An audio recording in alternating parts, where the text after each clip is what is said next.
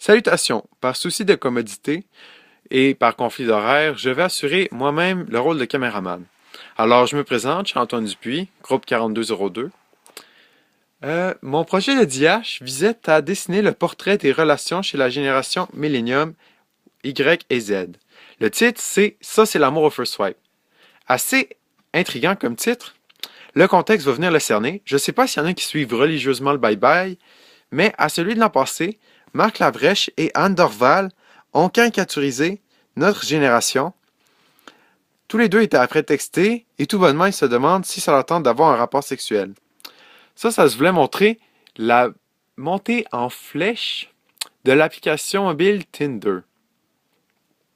Non seulement il y a eu ça qui est aberrant, mais quelque chose qui surpasse, c'est d'entendre dans des conversations de tous les jours qu'on ne parle plus de coup de foudre, mais qu'on parle de « Ah, ça c'est l'amour au first swipe ». Là, c'est toute une nouvelle réalité. D'ailleurs, fait divers, il y a une série sur Netflix qui s'appelle Love at First Swipe. La première saison y est, si ça vous intéresse. Pause commerciale. Alors, bon, pour revenir au sérieux, ma production est un document vidéo. C'est un petit documentaire sur l'amour dans lequel j'incarne divers personnages et il y a deux intervenants de personnes externes qui viennent m'aider par leur récit à illustrer et faire le portrait de l'amour. Un peu un volet historique avec une personne du troisième âge et bien sûr un volet actuel avec une personne de la génération Z. En passant, la génération Z est de 1995 à nos jours. Bon. Les trois disciplines qui ont été le plus employées au cours du documentaire ont été la psychologie, sociologie, deux disciplines de sciences humaines, et une autre, la philosophie, qui m'a été assez utile. En psychologie, une des notions qui était majeure était les pensées dysfonctionnelles. Au cours de la production, je passe en entrevue une fille dénommée Véronique, non fictif, qui me parle de sa situation de couple. Bien sûr, au travers des discours, son histoire était un peu caricaturale, mais on pouvait y distinguer les conclusions hâtives, comme quoi on imagine le pire et s'en attribue la cause. Alors, c'était une histoire brièvement crainte d'infidélité, etc. Ensuite de ça, on voyait l'étiquetage. Là, le garçon était un gros jerk pour faire ça.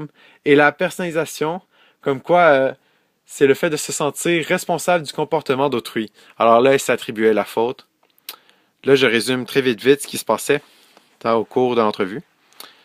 Ensuite de ça, j'incarnais un personnage pour parler de la notion sociologique de la personnalité extrodéterminée. Cette notion-là, c'est le fait de ce que l'on achète nous reflète. Alors, on vient baser notre identité sur notre consommation. Ça se teinte un peu dans les relations d'aujourd'hui, ça se teinte beaucoup dans l'application Tinder. Alors ça avançait de quoi de sérieux quand même. Ensuite de ça, en philosophie, il y avait l'adaptation hédonique. Quelque chose de très remarqué chez la génération Y et Z, comme quoi le fait que le bonheur est rendu éphémère. On va acheter des biens de consommation qui vont nous procurer un plaisir pour un moment, mais après, on va se délaisser, s'en débarrasser. Ça s'extrapolait dans les couples par rapport à leur durée. Des couples que, par exemple, désormais, on parle d'un vieux couple après 3-4 mois.